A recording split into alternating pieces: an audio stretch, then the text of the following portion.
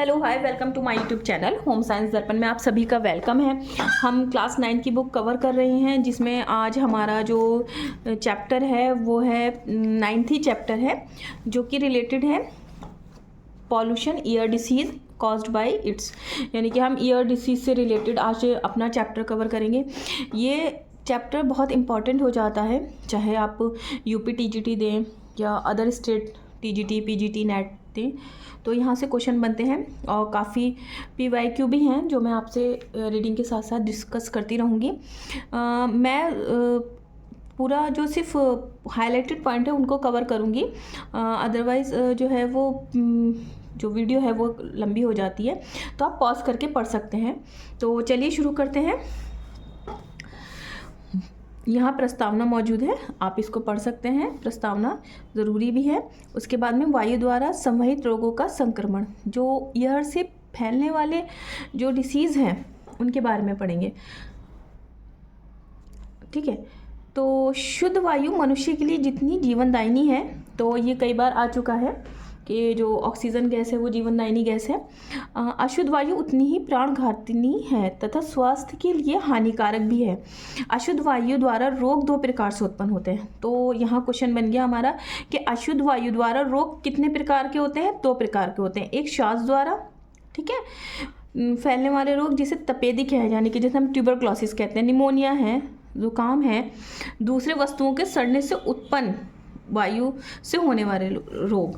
देखिए, एक तो हमें श्वास द्वारा पता लग गया कि इससे फैलते हैं, ठीक है। दूसरा जो हमें मिला पॉइंट वह है कि वस्तुओं के सड़ने से उत्पन्न अशुद्ध वायु से होने वाले रोग, जस्ट लाइक अतिसार है, अजीर्ण है, रोगी के खांसने से, छींकने से, जो उसका मल है, मूत्र है, त्याग करते टाइम में जो कीटाणु होते हैं ना वो बॉडी से बाहर निकलते हैं और वो वायु में मिल जाते हैं, तो कीटाणुओं को ऋगाणु कहते हैं, ठीक है। और ये इतने सूक्ष्म होते हैं ना कि हमें ये आइस से दिखाई नहीं देते, मतलब अगर देखा जाए तो इनको माइक्रोस्कोप वगैरह से ही देखा जाता है। आपने कई बार देखा होगा कि आप कभी हॉस्पिटल गए हैं, वहाँ लैब में चेकअप करने के लिए होता है ना, ब्लड टेस्ट है और आपका यूरिन टेस्ट है, और कई बार तो जो है आपका जो ये आपका जो वेस्टेज होता है, मतलब जो पॉटी होती है, इसका भी टेस्ट है। तो वो सब ना आपने देखा होगा कि माइक्रोस्कोप टाइप का होता है, माइक्रोस्कोप ही होता है, उसमें चेक करते हैं, तो वो दिखे ही नहीं सकते, हम ब्लाइंड से नहीं देख सकते, इतने ज़्यादा वो महीन होते हैं। तो ठीक है, ये उसके बारे में बताया गया है। अब देख लेते हैं कुछ इनके राइजिंग पीरियड होते हैं। तो क्या होता है, संप्राप्ति काल को हम उद्भव काल कहते हैं, ठीक है। संप्राप्ति काल वह समय अवधि होती है जब संक्रमण होने के बाद लक्षण जो है दिखने आरंभ हो जाते हैं, ठीक है। तो जैसे किसी को मान लो खांसी है, नज़ला है, तो धीरे धीरे अगर वो ज़्यादा बढ़ जाता है तो फिर कहते हैं डॉक्टर के 15 दिन से ज़्यादा हो जाते हैं तो उसका हमें चेकअप कराना चाहिए। तो उसी से रिलेटेड इन्होंने बात की है, ठीक है। किसी भी संक्रमण रोग में उसका संप्राप्तिकाल बहुत इंपॉर्टेंट है। अब सबसे पहले यहाँ इन्होंने दिया है चेचक, यानी कि स्मॉल पॉक्स, जिसे हम शीतला रोग भी कहते हैं। तो सबसे पहले अगर आपका भी क्वेश्चन बन जाए, क्योंकि अब क्वेश्चन का स्टैंडर्ड काफ़ी हाई हो गया है, वहाँ स्मॉल पॉक्स या चिकन पॉक्स नहीं दे करके आपको पूछ सकते हैं कि शीतला रोग किसे कहते हैं। तो यहाँ हमें एक क्वेश्चन ही बन गया है। ये बड़ी भयंकर बीमारी समझी जाती है, ठीक है। इसे देवी का प्रकोप मानते थे, अब भी देहातों में ऐसा है, लेकिन अब टाइम के साथ इसमें काफ़ी जो है अवेयरनेस आई है, ठीक है। कारण, ये रोग एक वायरस के कारण होता है। तो हमें सेकंड पॉइंट क्या मिला, देखिए, पहला मिला कि चेचक को स्मॉल पॉक्स कहते हैं, फर्स्ट। सेकंड, शीतला बोलते हैं। थर्ड, ये वायरस से फैलने वाला रोग है, क्योंकि अभी हम यहाँ डिसीज़ ईयर की डिस्कस कर रहे हैं, लेकिन जब हम डिसीज़ बैक्टीरिया, वायरस, फंजाई और अदर प्रोटोजोआ वगैरह से डिस्कस करेंगे तब यह हमारे लिए इम्पॉर्टेंट हो जाता है। इस वायरस को वेरियोला वायरस कहते हैं। अब इस वायरस का नाम भी इन्होंने बता दिया है। ये वायरस रोगी के दानों के मवाद तथा उन पर पड़े खुरंडों की में उपस्थित रहता है, मुंह तथा नाक में भी पाया जाता है।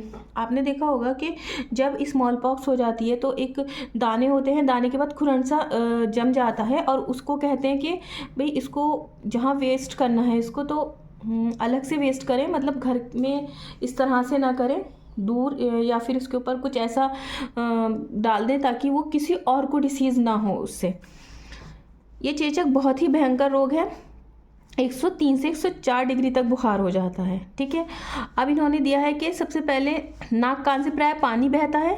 ठीक, तीसरे दिन शरीर में नन्हे नन्हे दाने भी निकल आते हैं। ये दाने धीरे धीरे बड़े हो जाते हैं, इसे ही फफोले बन जाते हैं और इसमें पानी और पानी के बाद मवाद बदल जाता है। और मवाद की अवस्था जब आती है, जब स्टेज आती है, तो जो फीवर है वो बहुत ज़्यादा तेज़ हो जाता है। ठीक है, और ये पूरी डिटेल यहाँ पर है। अगर हम इसमें असावधानी बरतते हैं तो जो आई साइड है वो हमारी उस पर इफ़ेक्ट आ सकता है, यानी कि नष्ट भी हो सकती है और बहरे हो जाने की संभावना भी रहती है। ठीक है, एक बार अगर चेचक जीवन में हो जाए तो दोबारा नहीं होती, क्योंकि वो उसके एंटीबॉडीज़ बन जाती है। लेकिन कई बार देखा गया है कि वो दोबारा हो जाए, पर बहुत कम है, एक बार के बाद दोबारा नहीं होती है। चेचक के टीके की खोज किसने की थी? ये क्वेश्चन कई बार आ चुका है, PYQ है, आप ज़रूर देखें। तो किसने करी थी? जेनर ने की थी 1798 में। ठीक है, चेचक का जो है वो अब टीका भी लगाया जाता है। ठीक है, ये यहाँ पर मौजूद है। 7 से अगर 8 वर्ष हो चुके हों तो दोबारा टीका लगवा लेना चाहिए, यहाँ पर ऐसा बताया गया है। अब इसकी अगर हम ट्रीटमेंट की बात करें, अगर ऐसा कुछ होता है तो स्वास्थ्य विभाग को सूचना दें, फर्स्ट।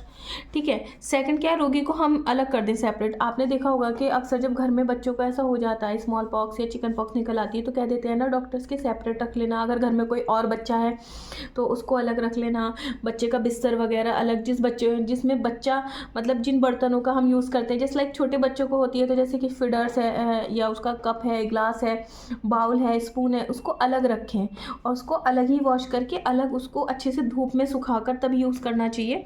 तो ऐसा थोड़ी सावधानियां बरतनी चाहिए। उपचार की व्यवस्था, परिचारिका का बचाव, वस्त्रों को बचाना। ठीक है, ये यहाँ देखिए सब मौजूद है। फर्नीचर आदि को फॉर्मेलिनडिहाइड के 10% घोल में धोकर सभी वस्तुओं को विसंक्रमण कर लेना चाहिए, मतलब उनको अच्छे से हमें जो है उसको साफ़ कर लेना चाहिए। उसके बाद में टीके की व्यवस्था भी बताइए। देखिए, यहाँ एडवर्ड जेनर ने 1798 में इसका आविष्कार किया था, लेकिन यहाँ सेकंड पॉइंट बनता है कि इससे पूर्व लाखों लोग चेचक से मर जाते थे। तो भारत सरकार ने 1897 में भारतीय संक्रमण रोग अधिनियम के अनुसार सब बच्चों को चेचक का टीका लगाना अनिवार्य कर दिया। अब देखिए यहाँ ट्रिक यूज़ करते हैं थोड़ा सा। 1798 आविष्कार हुआ, अब यहाँ 17 की जगह हमें 18, 9 बीच में ही रहने देना है और 7, ये हमारा भारत में इससे रिलेटेड अधिनियम पास किया कि सभी को टीके लगाना अनिवार्य है। तो आप इस तरह से ट्रिक से याद कर सकते हैं। ठीक है, उसके बाद में आ जाता है चिकन पॉक्स। चिकन पॉक्स ये भी ईयर डिसीज़ है। चेचक तथा खसरा की तरह ये रोग जो है ये बच्चों में ही होने वाला है। कारण इस रोग का वायरस नामक सूक्ष्म जीवाणु फैलाता है। जीवाणु वायु में उड़ता है, ठीक है, जो कि हमारे नाक, थूक, छींक के द्वारा निकलता है, उड़कर दूसरे व्यक्ति तक पहुंच जाता है। इसका जो राइजिंग पीरियड दिया है 12 से 19 तक बताया गया है और 1 सप्ताह तक होता है। प्रारंभ में हल्का ज्वर होता है और कभी कभी ज्वर नहीं भी होता है। नाक बहने लगती है, तेज़ दर्द, बदन दर्द, बेचैनी होती है। 2-3 दिन बाद शरीर में दाने दिखाई देते हैं और ये दाने पहले पेट पर दिखाई देते हैं। सबसे पहले पेट पर दिखाई देते हैं, फिर फेस पर यानी कि मुंह पर, पैरों तक फैल जाते हैं। आरंभी दाने ऐसे लगते हैं जैसे मच्छर ने काटे, बाद में बड़े बड़े फफोले जैसे बन जाते हैं और फूट जाते हैं, पपड़ी बन जाती है। 6 से 7 दिन बाद ये पपड़ी सूख कर कड़ी हो जाती है और छूटने लगती है। संक्रमण काल, ये जब तक सब दाने या पपड़ी ना निकल जाए तब तक रोग फैला सकता है। इसका संक्रमण काल 3 सप्ताह तक माना गया है, 3 वीक तक। उपचार, डॉक्टर को दिखाना चाहिए। प्रतिरक्षा बताई गई है, बचने का उपाय बताए गए हैं। ठीक है, नेक्स्ट आ जाता है खसरा, यानी कि जिसे मीजल्स कहते हैं। मीजल्स को हम पारामिक्सो वायरस द्वारा होता है। खसरा प्रायः छोटे बच्चों को ही होता है, ये भी छोटे बच्चों को होता है। स्मॉल पॉक्स हो, चिकन पॉक्स हो, मीजल्स हो, ये मोस्टली जो रोग हैं ये बच्चों को होते हैं और ये बहुत ज़्यादा भयानक है। इसे प्राण घातक भी बन जाता है ये। ठीक है, बसंत ऋतु में आरंभ में होता है। औसम प्राप्ति जो इसका काल है 10 से 12 दिन, कभी कभी 14 दिन हो जाता है। देखिए, हमें ना सबके ना ये टाइम पीरियड ज़रूर याद करना है, क्योंकि PYQ में ये देखा गया है कि यहाँ से क्वेश्चन बन जाते हैं। ये रोग वायु द्वारा बहुत शीघ्र संक्रमित होता है। इसके जो रोगाणु है ना वो गले तथा नाक में पाए जाते हैं। इस स्त्राव के सूखने पर रोगाणु उड़कर ना वायु में मिल जाते हैं और श्वास द्वारा स्वस्थ व्यक्ति तक प्रवेश कर जाते हैं। लक्षण: खसरा में नाक व गले में सूजन आ जाती है, जिससे हमें फीवर देखने को मिलता है। आँख में पानी बहता है। तीसरे चौथे दिन समस्त शरीर पर लाल दाने जो है वो निकल आते हैं। इससे सारी त्वचा लाल दिखाई देती है। ये नाक और मुंह में स्त्राव रहते हैं और उसके बाद में ये इस तरह से है। खसरा घातक सिद्ध होती है। उसके बाद में हम इसका पीरियड देख लेते हैं। 10 से 14 दिन है, कभी कभी 20 दिन है। रोग होने के समय से लेकर जब तक रोगी की नाक से स्त्राव होता रहता है, उसके द्वारा रोग फैलने की संभावना रहती है। प्रतिरक्षा: इसका खसरा प्रतिरक्षा उत्पन्न नहीं होती। बच्चों में 2-3 बार तक खसरा निकलती है, यहाँ ये बताया गया है। बचने के उपाय हैं: जिस बच्चे को खसरा निकलती है उसे घर के अन्य प्राणियों से अलग रखना है, हवादार कमरे में रखना चाहिए। रोगी की नाक व मुंह से निकले हुए स्राव को पुराने किंतु स्वच्छ कपड़े से पोंछकर उसे डिस्ट्रॉय कर देना चाहिए। जलाने के बारे में बात की गई है। और जिसमें वो थूक रहा है तो उसको किसी भी आप एंटीसेप्टिक घोल से धो सकते हैं। अब आ जाता है हमारे पास फोर्थ, वॉपिंग कफ। वॉपिंग कफ ये भी बच्चों को होता है, रोगाणु द्वारा फैलता है, दुर्बल बच्चों को बहुत परेशान करता है, निमोनिया में बदल जाता है। अगर ज़्यादा रहता है तो निमोनिया में बदल जाता है। और इसका जो टाइम पीरियड है वो 1 सप्ताह से लेकर 2 सप्ताह तक रहता है।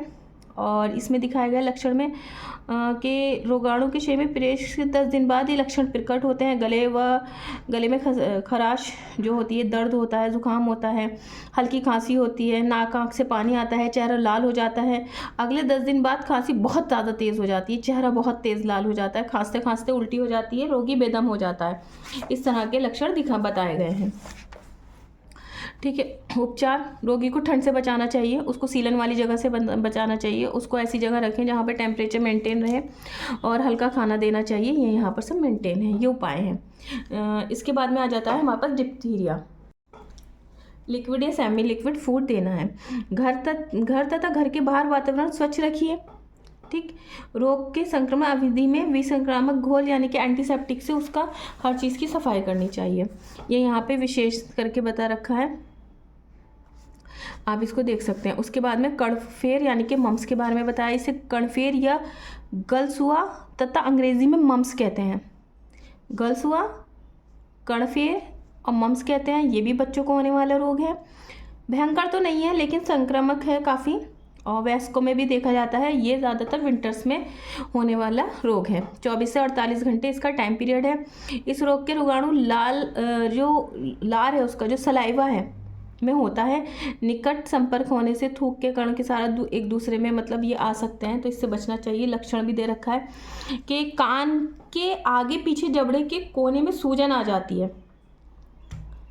गले, कान, मुंह में पीड़ा होती है, जीभ की ग्रंथियां भी सूज जाती हैं, उसमें भी स्वेलिंग आ जाती है, कुछ खाने पीने में कष्ट होता है, ज्वर भी होता है।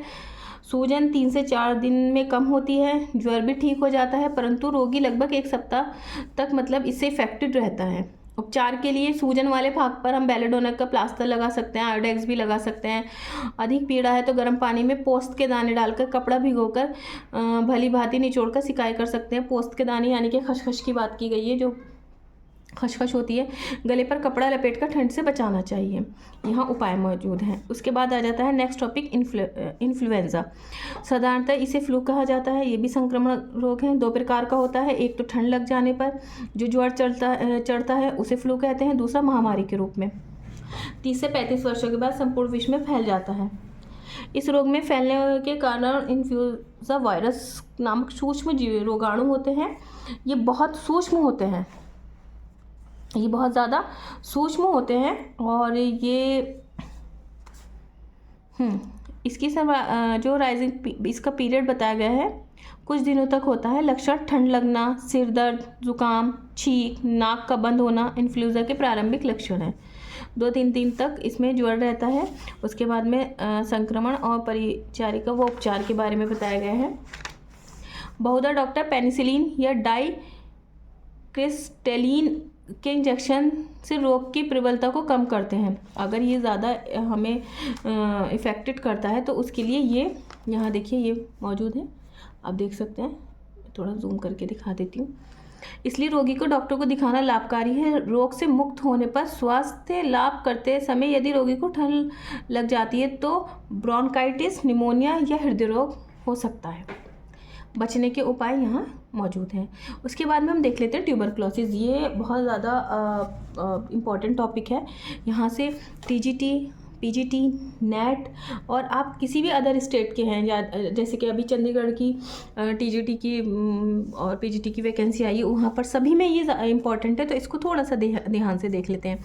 देखिए, ट्यूबरक्लोसिस टीबी, क्षय रोगी, ठीक है, अनेक नाम जैसे क्या देखिए, राज्य यक्ष्मा आदि नामों से भी जाना जाता है। क्षय रोग माइक्रोबैक्टीरियम ट्यूबरक्लोसिस जीवाणु द्वारा होता है। ये क्वेश्चन PYQ है, पूछा जा चुका है। ये वायु द्वारा फैलने वाला अत्यंत भयानक रोग है जो प्राण घातक भी हो सकता है। मनुष्य को कार्य करने के लिए अयोग्य बना देता है। इस पर पर्याप्त नियंत्रण कर लिया जा सकता है। अच्छा, इसके अब हम टाइप देख लेते हैं, फुफ्फुसीय और अफुफ्फुसीय। फुफ्फुसीय में क्या होता है, जो क्षय रोग मनुष्य के फेफड़ों को, जो फेफड़े होते हैं उसको प्रभाव डालता है, वो फुफ्फुसीय क्षय रोग कहलाता है। ठीक है, इस प्रकार का क्षय रोग अधिकतर लोगों में पाया जाता है। अफुफ्फुसीय, ये क्षय रोग फेफड़ों के अतिरिक्त शरीर के किसी अन्य भाग में हो जाता है, तो ये अफुफ्फुसीय कहलाता है। आंतों में, हड्डियों में, ग्रंथियों में, कई बार सुनने में आता है कि लोगों के कमर में भी हो जाता है, यहाँ गर्दन के पास भी हो जाता है, हड्डियों की भी हो जाती है। तो अब आपको जो है इसे याद करना है, बहुत इंपॉर्टेंट है कि 2 प्रकार का होता है फुफ्फुसीय। देखिए, फा से फेफड़े होते हैं, फा से फुफ्फुसीय, इस तरह से आप ट्रिक बनाकर याद कर सकते हैं। मेरा मकसद सिर्फ हमें यहीं इसी टाइम याद कर लेना है ताकि हमें बाद में नहीं देखना पड़े, तो ये मैं ट्रिक से इसी तरह से याद रखती हूँ, आप भी इसी तरह से याद रख सकते हैं। अफुफ्फुसीय यानी कि आंतों में, हड्डियों में, ग्रंथियों में, इस तरह से। प्रसार रोगी के शरीर मलमूत्र, थूक, कफ निकलकर लगभग 1 या 1.5 मीटर ऊंचाई तक वायुमंडल में उड़ते रहते हैं। आप इस अंदाज़ा लगा सकते हैं कि कितना स्ट्रॉन्ग इसका जो है वो वायरस है, कि कमरे की दीवारें, फर्नीचर ये महीन जीवित रहते हैं और स्वस्थ व्यक्ति के मुंह तथा नाक में प्रवेश कर जाते हैं। भारत में लगभग 80% व्यक्ति फेफड़ों की टीबी से ग्रसित हैं। कारण अपोषण, कुपोषण, अपर्याप्त भोजन, गंदे व सीलन युक्त स्थान, अत्यधिक संतानोत्पादन, अधिक चिंता यानी कि स्ट्रेस, या फिर हम मादक वस्तुएं जैसे अल्कोहल वगैरह इस टाइप की कोई भी चीज़ है सेवन करते हैं, उससे होता है। या जो कोई भी इन्फेक्टेड रोगी है उसके संपर्क में आ जाने से। ठीक है, लक्षण यहाँ पर है दे रखे हैं। आरंभ में हल्का हल्का ज्वर बनता है, बलगम, खांसी, भूख कम हो जाना, हर समय थकावट का अनुभव होना लक्षण दिखाई देते हैं। रोगी कमज़ोर होने लगता है, नाड़ी की गति तीव्र हो जाती है, छाती में पीड़ा होती है तथा खांसी के साथ खून आने लगता है, ये इसका एक सिम्टम है। कुछ समय के पश्चात रक्त के थक्के निकलने आरंभ हो जाते हैं, सांस फूलने लगता है, ये सब दिखा रखा है। निदान है, एक्सरे कर सकते हैं। ठीक है, किसी समय ये रोग बिल्कुल असाध्य समझा जाता था, इसी से इसे राज रोग भी कहते हैं। देखिए हमें क्या क्या मिला, सबसे पहले मिला ट्यूबरक्लोसिस, फिर टीबी, फिर क्षय रोग, तपेदिक, राज्य यक्ष्मा, अब यहाँ पे हमें 6 नाम मिला है राज रोग।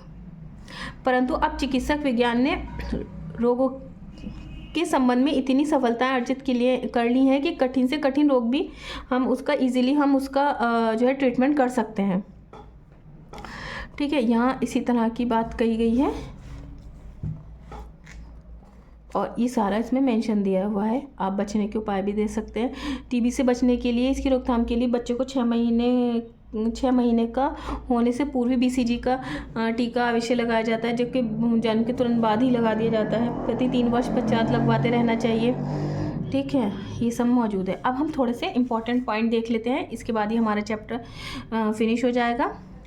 संप्राप्तिक काल को उद्भव काल कहते हैं। सबसे पहली बात, ये वह समय अवधि होती है जब संक्रमण होने के बाद लक्षण प्रकट होता है। छोटी माता, चेचक, खसरा, काली खांसी, डिफ्टीरिया, इन्फ्लुएंजा, ये सब वायु से होने वाले रोग हैं। चेचक रोग एक वायरस के कारण फैलता है, जो हमने शुरू में देखा था। इस वायरस को वेरियोला वायरस कहते हैं। चेचक के टीके की खोज जेनर ने की थी 1798 में और 1897 में यहाँ पर भारत में चेचक का टीका अनिवार्य कर दिया गया था, यह हमने अभी पीछे देखा है।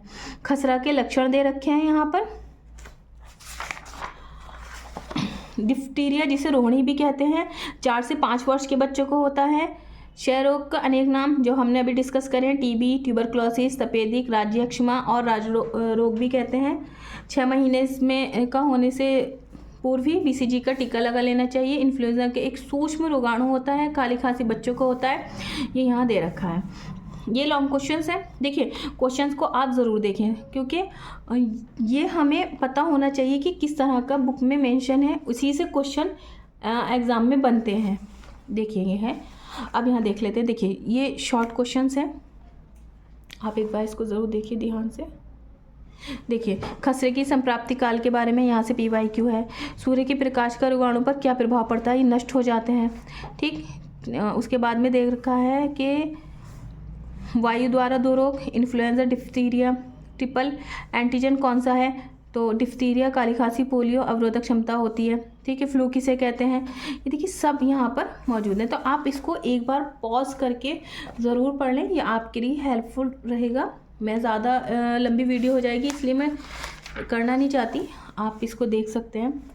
देखिए ये देखिए यहाँ मौजूद है, तपेदिक के बारे में दे रखा है। ऐसे 4 संक्रामक रोगों का नाम बताइए जो वायु द्वारा श्वास में जाकर, जो हमारे श्वास में जाकर रोग उत्पन्न करते हैं। तपेदिक हो गया यानी कि ट्यूबरक्लोसिस, इन्फ्लुएंजा और चेचक और डिप्थीरिया। ठीक है, छोटी माता का इन्होंने टाइम पूछा है 14 से 16 दिन। उसके बाद में एक स्वस्थ व्यक्ति का टेम्परेचर पूछा है, ये तो बहुत ज़्यादा मल्टी टाइम रिपीटेड क्वेश्चन है, हर एग्ज़ाम में आता है। ठीक, ये देख सकते हैं यहाँ पे, ये आपका MCQ फॉर्म में भी है, आप इसको ज़रूर देख लें, एक बार ज़रूर देख लें। ये देखिए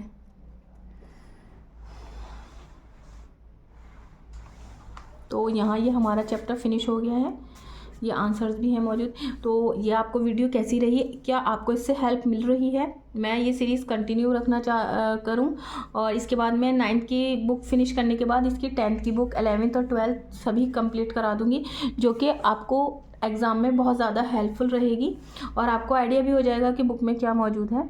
तो जिनके पास बुक नहीं है वो यहाँ से कर सकते हैं।